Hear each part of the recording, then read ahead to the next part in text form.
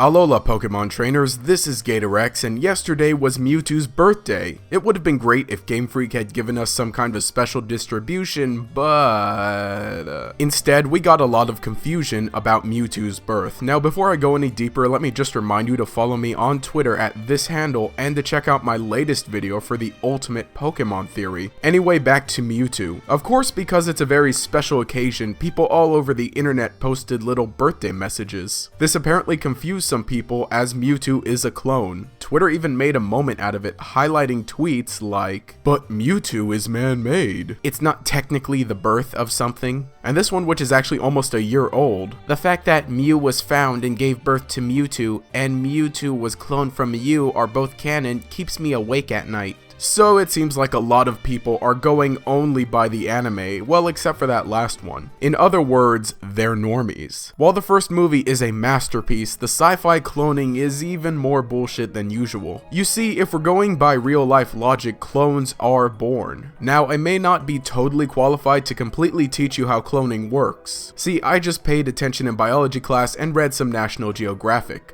But I can at least show you this image that explains it very basically. In order to clone an animal, you need enough genetic material from the subject you're cloning, use that to create an embryo, and implant it into a surrogate mother that is the same or genetically similar enough species. That mother will then give birth to a clone, which will be an exact genetic copy of the original subject. In the case of Pokemon, if they were planning to create Mewtwo, they would need to have a living Mew to serve as the surrogate mother. While the first movie shows Mewtwo was created with only a fossil of Mew and grown in some sort of tube, in the video game and Pokemon Origins, which are more canon anyway, we see that the scientists did recover a living Mew in Guyana. Then they went with the regular cloning process, except they enhanced Mewtwo in order to make it more powerful. So yes, Mewtwo was born, and February 6th is his birthday. Although some people might find a problem with the fact that Mew gave birth. Mew, like other legendary Pokemon, is considered genderless and is unable to breed. There's also the fact that Pokemon that are able to breed instead lay eggs. And on top of that, breeding wasn't even a thing in Generation 1. To explain this, that is the main thing that we need to keep in mind. This backstory and diary information was in fact created back in Generation 1. The idea for the backstory of Mewtwo kept in line with how cloning was known to be, but didn't account for whatever features they would introduce in the future, like breeding mechanics. It is interesting though how in Fire Red and Leaf Green, the diary entries are kept the same, detailing how Mew was found in Guyana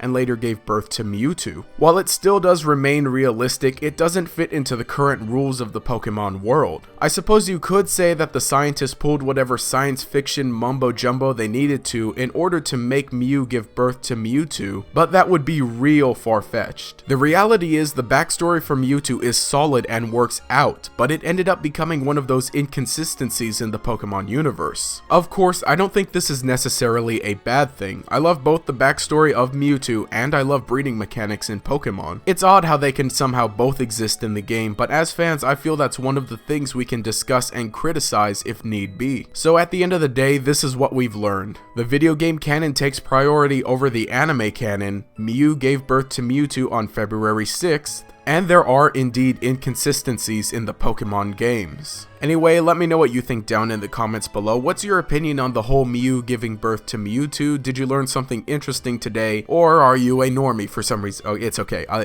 I'm fine with you normies. Also, remember to leave a like to show your support and subscribe if you'd like to stick around for new videos. With the YouTube apocalypse, the surefire way to make sure you see each new video as it comes out is to click that bell icon next to the subscribe button and enable notifications. Anyway, this has been GatorEX. Have a nice day and happy birthday to Mewtwo.